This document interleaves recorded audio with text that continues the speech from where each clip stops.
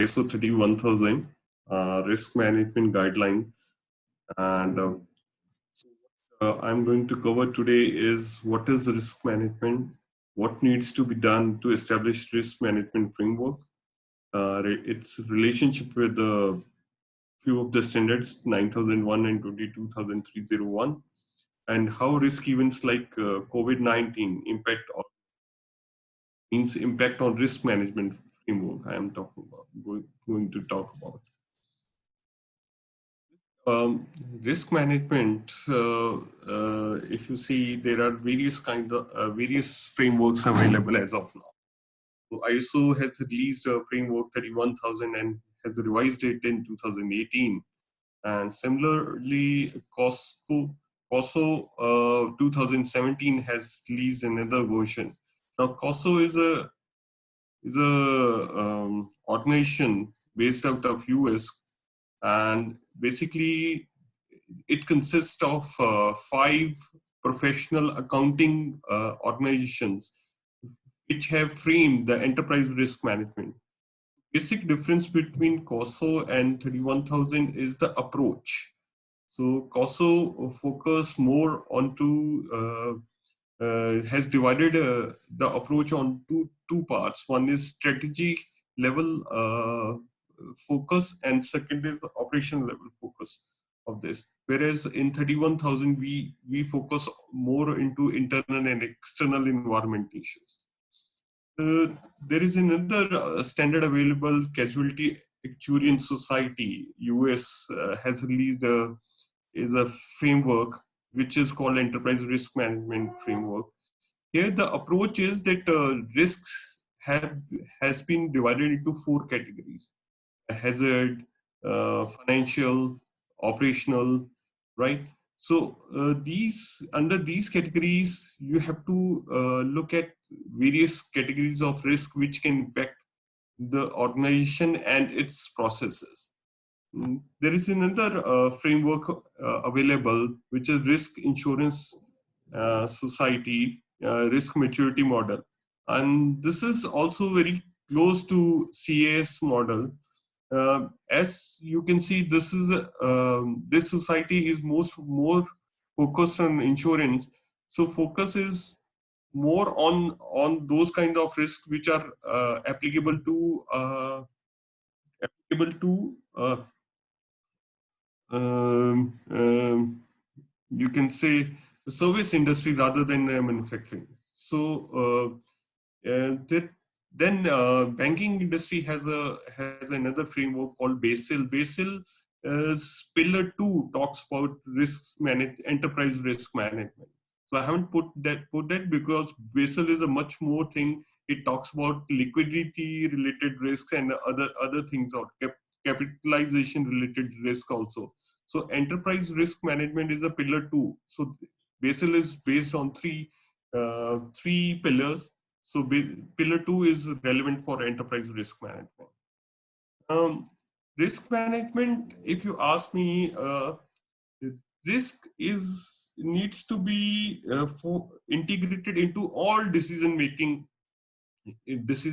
points, touch points of any organization. When I say decision making can be at the apex level when we are forming a strategy, we are executing a project, or when we are running operations in our organization. The second benefit of doing a risk management is that you come to know about which all are the known risks to your enterprise, and you can create a mitigation plan against them. I always keep on saying that there are, suppose, 120 things, and if your your risk management framework has already identified 100, and you have a strategy ready for those 100, if unknown 20 things happen after that, at least you are in a better position to respond as compared to if you don't have any strategy in your organization. So as we are going to discuss about 31000 2018 version, so this model, this particular standard is based on 3 clauses. The clause 4 talks about principle. We will discuss about more detail in my subsequent slides. Clause 4, when I say principles, so there are basically 8 principles, and these 8 principles are there to establish value and protection of organizations' interest objectives, right? The second clause, which is clause 5, very important, is you can say a um, basic clause which establishes the framework.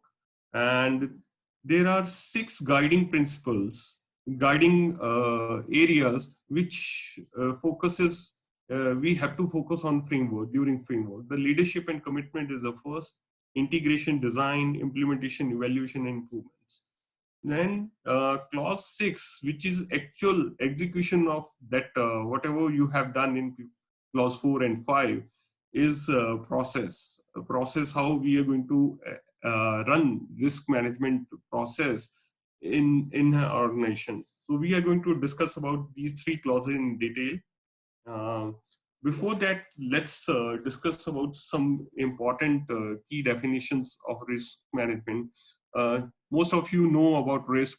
It's a risk is effect of uncertainty on projects, objectives of our organization. So risks, when I say uncertainty, it can be positive, it can be negative, and it can be, the third thing can be, it can be beyond our expectation, or which is um, that we haven't, neither it's positive nor it's negative.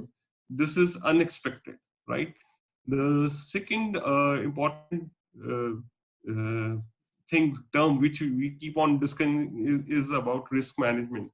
Now, risk management is nothing but a framework in which organization identify um, and identify, assess, evaluate, and then treat its risks. Likelihood is chances of something happening. Now, likelihood will be based on 2 things. One is past trends. If something has happened in past, so how many times that thing has happened, so that decide likelihood in the future. The If you don't have a past data, then on the basis of your wisdom, or something new is coming, then on the basis of your discussion within the team, you decide what are the chances of happening in the future. Another term is consequence. Consequences are, you can say, outcome of a event. If that happens, means if there is an intrusion by a hacker, then what will be the consequence on my network, right? Threat is you can say exploitation of my vulnerability that can cause uh, loss or harm to my operations or my objectives. Controls are basically are are, controls are basically your strategic or process control points on the basis of which you try to mitigate these risks. So controls can be divided into 2 parts. One are uh, detective, and second are preventive. So you can have a various kind of strategy while building your controls. Then stakeholders, as you all know, are the people who are part of organization, or who can get affected because of organization, or you who perceive that they can they are they are uh, they can get impacted because of you. I keep on giving one example of perception, is that there is a factory in, say, my locality, and they manufacture paint. So as a one of the citizen which is in neighborhood of that factory, so I perceive that this factory can impact me. So I am also a stakeholder for that particular organization. So we are going to discuss about clause 4. So as I told you, value creation and protection is the basic reason of putting up these principles. The first principle which we are going to discuss is integration. When we talk about integration, integration means, as I was talking earlier, integration of risk management in all decision-making points. When I say all decision-making point, whether it's a strategic decision-making or a process level decision-making. And another point beside decision-making needs to be considered are your internal and external touch points. Now, when I say external and external touch point, means your all relationships, internal as well as external, both as an organization. So your external touch points are your customer relations, your vendor relations, your statutory and legal relations which you have, and in internal it can be your employees, right? So these all needs to be integrated. Structured and comprehensive approach means that whenever we execute risk management in a similar structure or a similar point, the outcome shall be same, right? The result shall be same, right? The third thing is customize. When I say customize, that means I have to consider internal and external context of the organization and its impact to its objectives. So objectives of each organization are unique. If their objectives are unique, so their internal and external context will be also different. Let's take an example here to understand this. So there is in a insurance, say there are two insurance companies. One is a new entrant which is supported by a renowned international insurance company, right? So they have just started and India operation, and they have in first year they have done 100 crore business. So there is another old Indian company which is among top three uh, insurance companies of India, and they have been doing 5,000 crore business in India. Now, because of some economic condition, liquidity become an issue in India, and sales started impacting. So, what will be the impact of that economic downturn of India on these two companies? Uh, you can very well understand what I mean to say when we will do a risk assessment for these two companies. The fourth part is inclusive. When I say inclusive, that stakeholders, whomsoever we have identified, shall be part of your risk management. When I say stakeholders not only your employees, but your subcontractors, people who are involved with you in various decision making, running various operations and decision making. Suppose you are an automotive company and you are supplying to top uh, uh, and automotive component company, and you're supplying components to top 5 car manufacturing companies. So in that case, when you're drawing up a framework and you are doing your risk assessment, you can send some kind of a questionnaire to these 5 major customers. So about the demand and what kind of a business growth they are seeing in next 2-3 years. So that is very important, and that needs to be integrated into that. Dynamic, we say dynamic means the detection of new risks because of internal changes in internal and external environment, and then to mitigate those the detected risks shall be dynamic. And another dynamic thing which needs to be focused is dynamic in the way we are executing those controls also. So suppose that we are running a process, and in that process every subcontractor which we onboard for certain type of a service, we have to do a risk assessment. So there is a certainly a surge in demand, and because of that, we have inducted 2 new subcontractors without doing a risk assessment or proper risk assessment at that time. So that means we have taken exception, but that doesn't mean that it stops us that after some time, maybe after 15-20 days, we shall complete that process of doing that risk assessment for those particular new inducted subcontractors. So that needs to be demonstrated and done.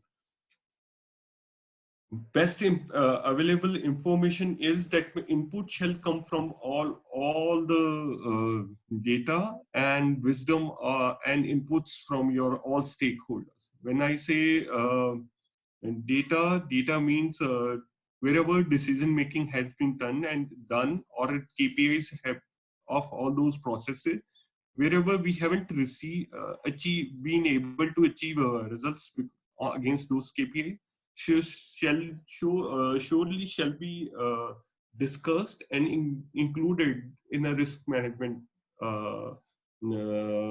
framework and considered while doing assessment. What are our capabilities? What are our limitations? What kind of resources we have? So everything shall be included while doing a risk assessment. Human and cultural factor is another point which needs to be considered while executing your risk management strategy. I keep on giving example. I was doing a project for a very large bank based out of Bahrain. So when we were doing a risk assessment for them, and we were planning their information security and business continuity strategy. So during that part, we while creating a call tree for their one of the back office process, so there was very good suggestion given by one of the key team member that we shall have a separate call tree for women employees, because in odd hours or some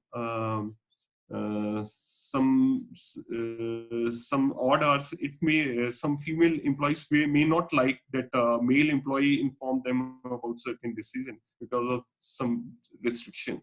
So these kind of things shall be considered while doing a risk assessment.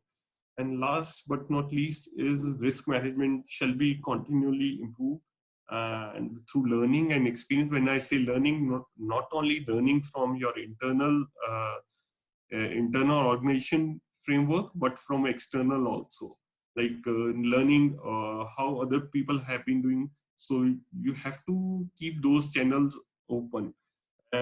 So how you can be part of industry forums, similar kind of a industry organization which have been working. So I was working for a tower management company.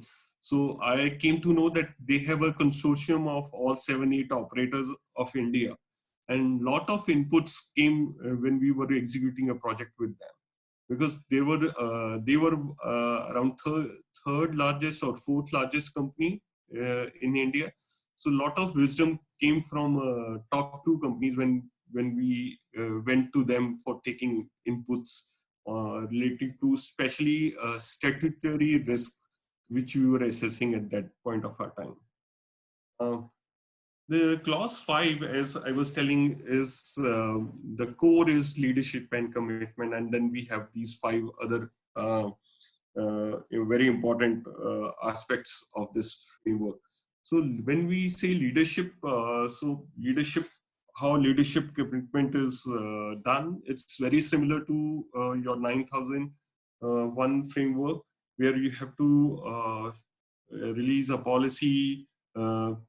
You have to draw an approach, how it will be done, the planning part, then establish a risk management organization, structure, accountability, authority, approval, right?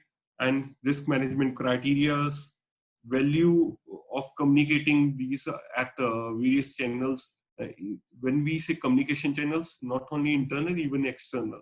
So external can be your banks. Suppose if you are a manufacturing company and you have a CC limits. I was working with one of the largest aluminium manufacturer company in Middle East. So when we were discussing that, so communicating with banks was considered very important aspect for risk management, right? Because that helps them in getting extra credit from banks in case of any liquidity issue they faces while realizing payment from their customers.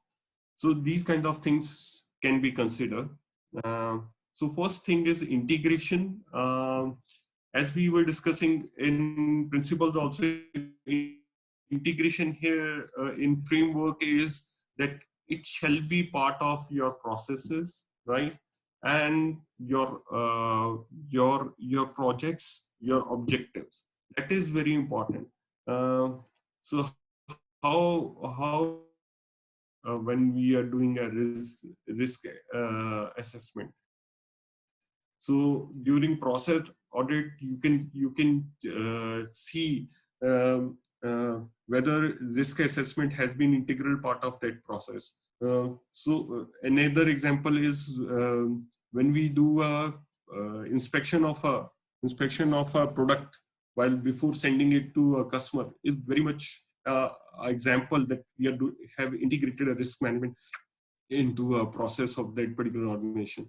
The second thing is design. So organizations shall consider those internal and external contexts which we have built during the uh, uh, during the assessment part.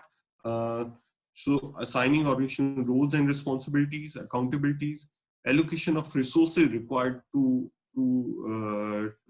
mitigate those risks, communication and consultation while building these internal and external contexts. So I have seen initially that the only top management people sit and start doing external and internal context.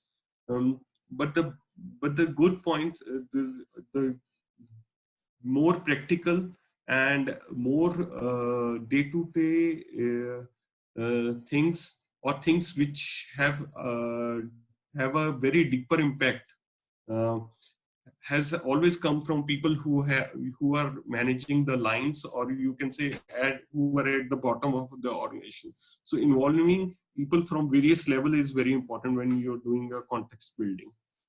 Implementation, when you say, so implementation of risk management framework shall be time-based, and you have to identify which are all our touch points. So easiest way of doing is when you see any process, wherever there is a decision making, so you can jot down those all decision making and write down which all decisions they have to take. And what were the outcome in last say 1 year or 2 year, which all issues you have faced while doing that particular decision making process. The other input when we are saying during the implementation can be your results or against achievement against KPIs defined for those processes. So this makes your approach uh, very you can say up to the mark, and there will be a consistency throughout the organization because people know where they have to focus or where they have to see, right? Evaluation, periodical evaluation. So what you can do, you can define for those all processes key risk indicators also. I will touch upon some part of key risk indicators in my subsequent slide, and we will discuss that. And last but not least is improvements. So continual improvements. So improvements will come from monitoring and uh, monitoring and uh, And very important thing is the inputs which you are getting. So inputs you will keep on getting from incident, changes in external and internal environment, your internal audit report, third party audits. So all these give you a lot of inputs. So keep on bringing those learnings into your risk management framework. Keep on updating those things. So I'm starting with clause 6, which is a process. So establishing scope and context based on communication and consultation is the first step, right? When we are establishing a process. And monitoring and review is one thing which will keep on working at each stage of risk management framework. So you have to monitor what kind of a context have been built, what is the scope of risk management framework, what are the criteria you, when I say criteria, two kind of criteria. One is assessing the impact criteria. The second thing is criteria for evaluating the likelihood. So likelihood is on the basis of, as I was discussing earlier, on the basis of past history or a future event going to happen. And impact can be, for each context, impact can be seen on various aspects. So aspect can be your customer impact, on your financials, on your operations, on your legal and contractual compliances.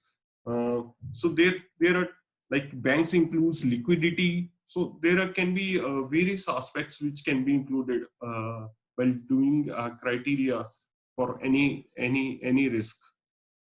So once you have established scope, context, and criteria, the next natural process is assessment. So assessment has three parts. The first is identifying risks.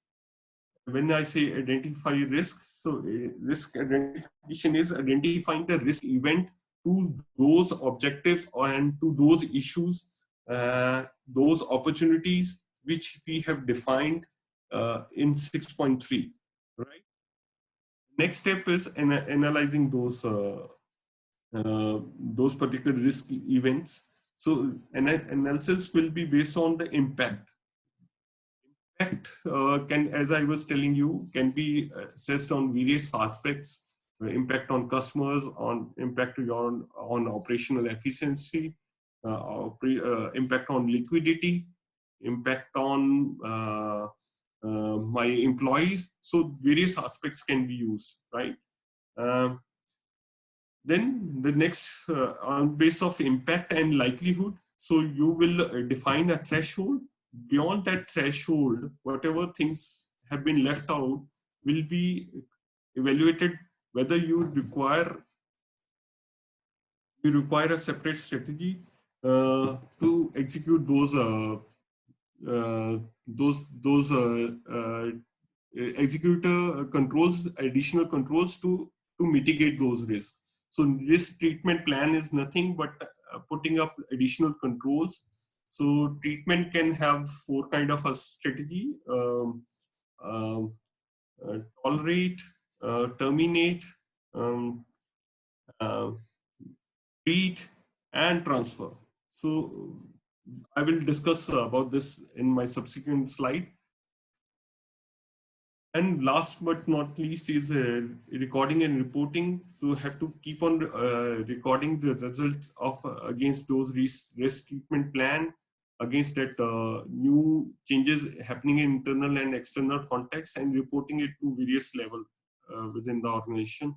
So there are few examples of external environment: economic environment, business environment, technology, supply, regulatory and compliance, competition. So you can use these inputs.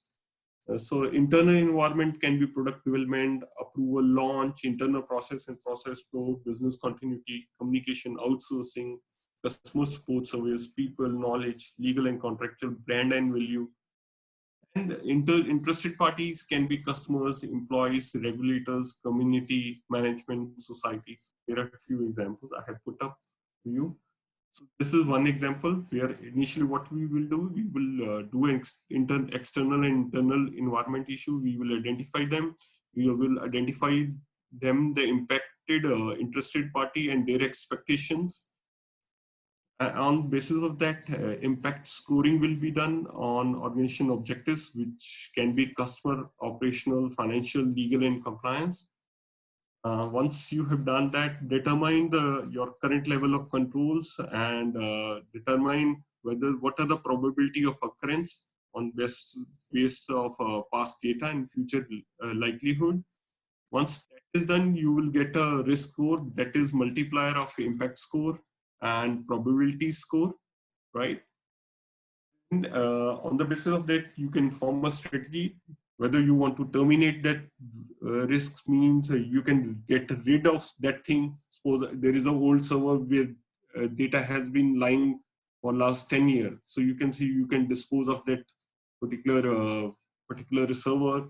That means you are terminating a chance of happening data leakage from that particular server.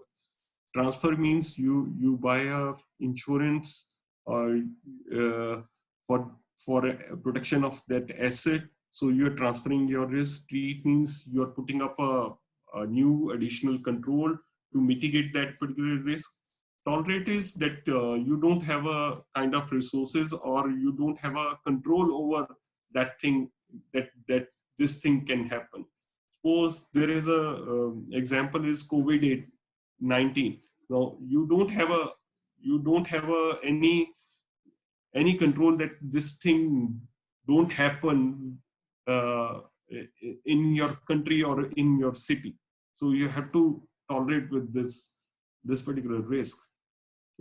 Once you have done put up a control or you have accepted the risk, you have to obtain a management approval and start tracking the risk treatment plan.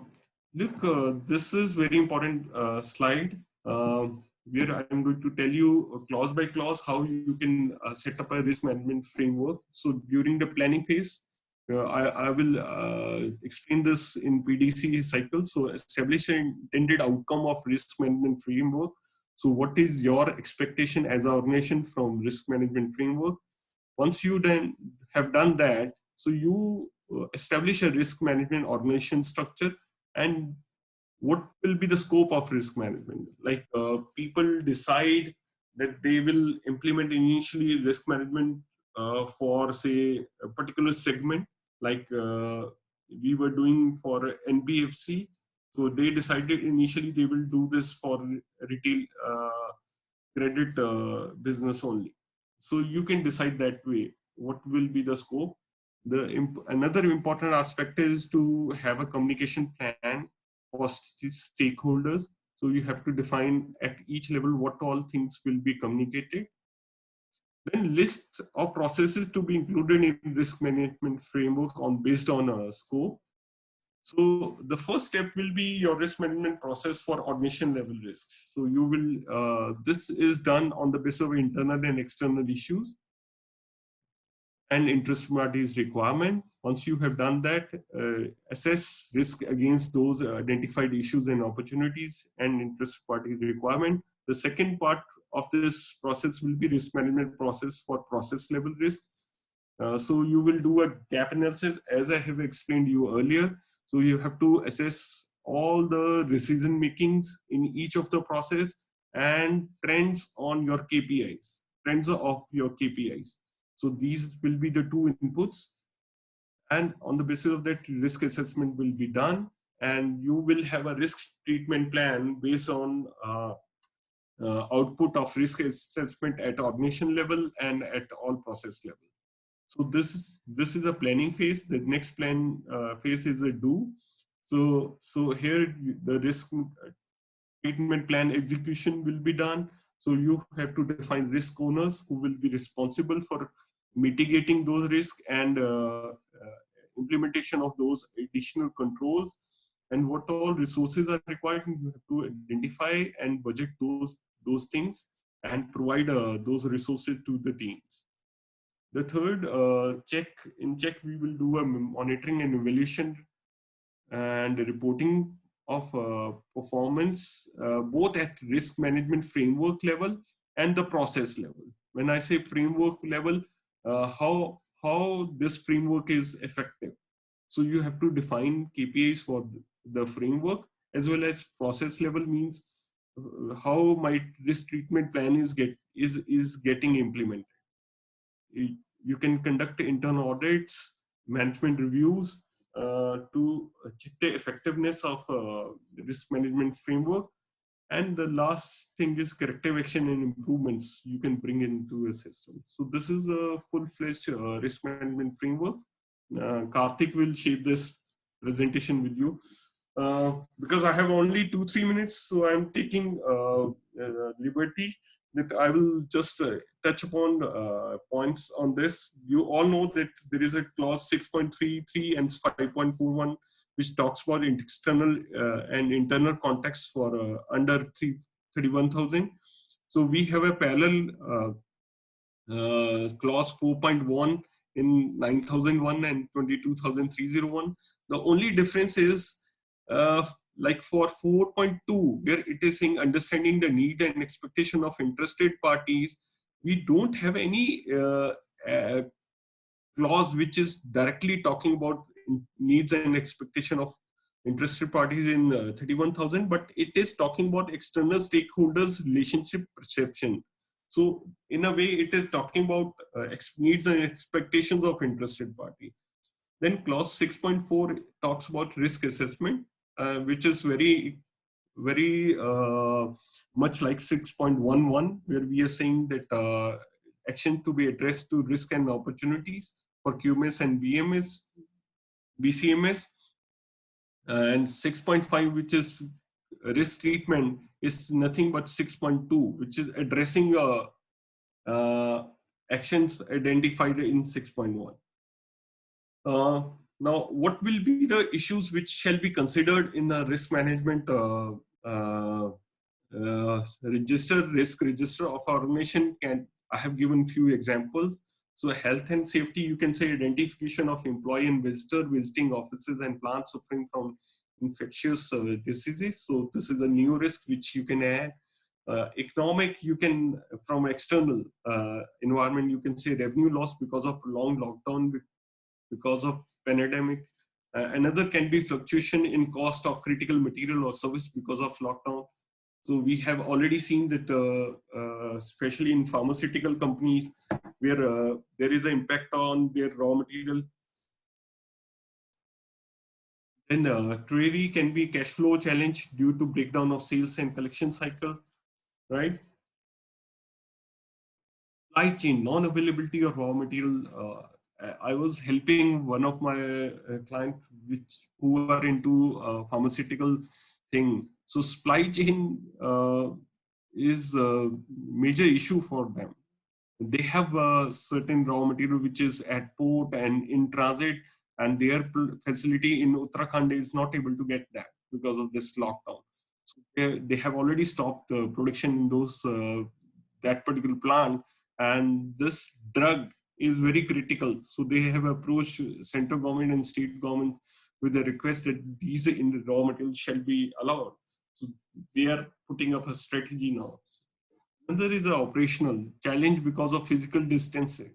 So there is an example that in Saudi Arabia, they have come up with a requirement where they are saying that one person shall sit at least 6 to 7 meters apart from other person, and if there are cabins, only one person shall sit in that particular cabin. So these kind of challenges can come. Information security is another very important aspect into risk management, where you can say, because your whole team is going to work from home. So how IT infrastructure is going to take, how the documents related security will be protected while working from home. So these all risks can be included. Then human resource, increase in absenteeism or non-availability of skilled workmen after opening. Because we have seen that there is a large amount of people who have been leaving their base location and going back to their homes. So succession plan for key executive position in case of any emergency. Now this is a perfect example where Prime Minister of UK has been hospitalized. So his colleague is taking over and is executing his role. So this is an other example. So, ladies and gentlemen, what Karthik has been telling me that